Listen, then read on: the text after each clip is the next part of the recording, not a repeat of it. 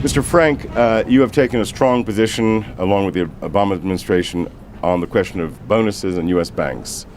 What's your feeling about what justice needs to be done? Well, there are two issues here. First of all, there's the overall amount, which is wildly excessive by any standard, I think, of what's just compensation, but the government's not in charge of that. We do say that the shareholders should have to vote on it.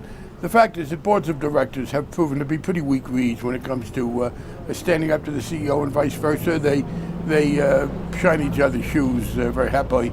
So we do, in the bill that we passed, give the shareholders the right to vote on that. It's to express an opinion. It's hard to find a way to make it binding, but it's hard to think that they would ignore the opinion. Beyond that, though, there is a federal interest in discouraging the kind of bonuses that incentivize too much risk. They've had a situation which is best described as heads they win, tails they break even. They take risks with other people's money. If the risks pay off, they are rewarded. If the risks blow up, they suffer nothing. And in the worst case, the risks appear to have paid off in the short term. A little while longer, it turns out they haven't, and they don't even have to give back the gains. So our bill does mandate that every regulator impose restrictions against that kind of bonus. The final point is this. President Obama just very sensibly said that in payment for all of the assistance the banks got during the crisis they caused, when we had to try to right the economy, it was the TARP, but it was also various forms of liquidity from the Federal Reserve and the Treasury, that they're going to have to pay back about $10 billion a year over the next 10 years. The banks claim if we do that, they will have no money to lend. I wish they were lending more now. In fact, the bonus pool is many, many times that. Right. And of course, money that's paid for bonuses comes out of the lending pool just as much.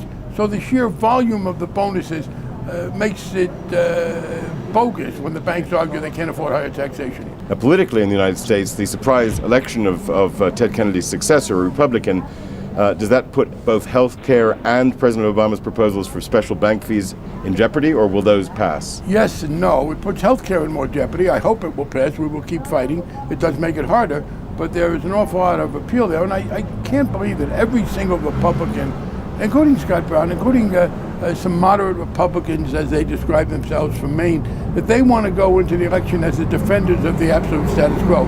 But on financial reform, no. I do not think that that will be stopped. Even though Senator Brown did say he was against it, I know there are Republicans who will vote for it.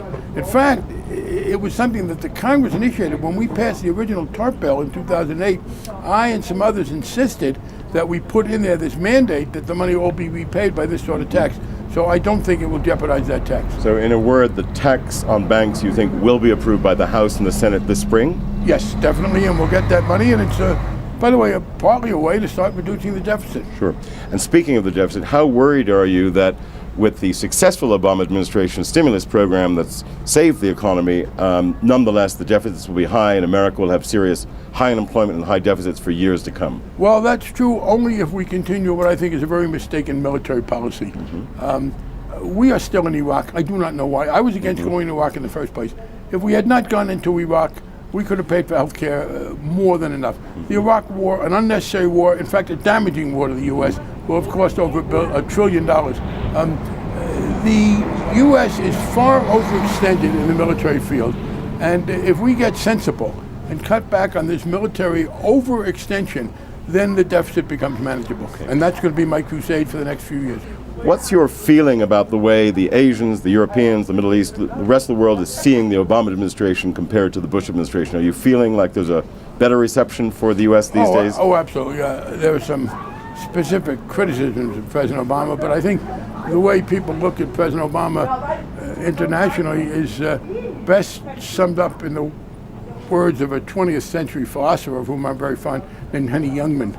And Mr. Youngman's great philosophical wisdom was in the question and answer, how's your wife compared to what? And when people do compared to what, President Obama looks very good. And your other great line referring to the Bush administration's 2 wars and tax policy, what was that? That they were a candidate for a joint Nobel Prize in economics and fiction by deciding that you could finance 2 wars with 5 tax cuts.